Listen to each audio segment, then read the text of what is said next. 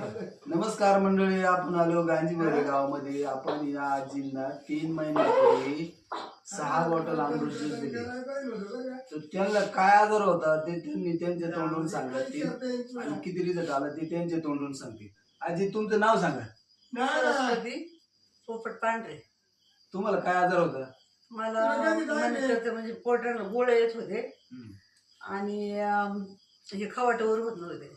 मग तुम्ही डॉक्टर इलाज केले? हा, म्हणजे आठवड्याला इंजेक्शन लागत होतं मला.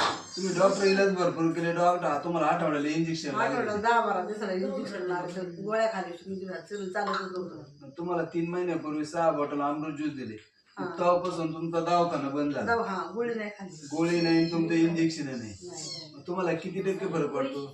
60%, 70%, 50%?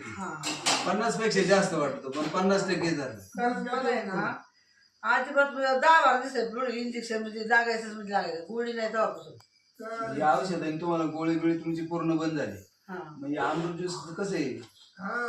चांगले ना, शरीरासाठी चांगले आणि प्रत्येकाने अमृत ज्यूस प्रत्येकाने घ्यावं. बदल वाटतो मला. बदल झालाय. हे पहा मंडळी, आपण आहे ना गांजीबोरे गावामध्ये आलो. आपण या आजींना 3 महिन्यापूर्वी 6 बॉटल अमृत ज्यूस दिले.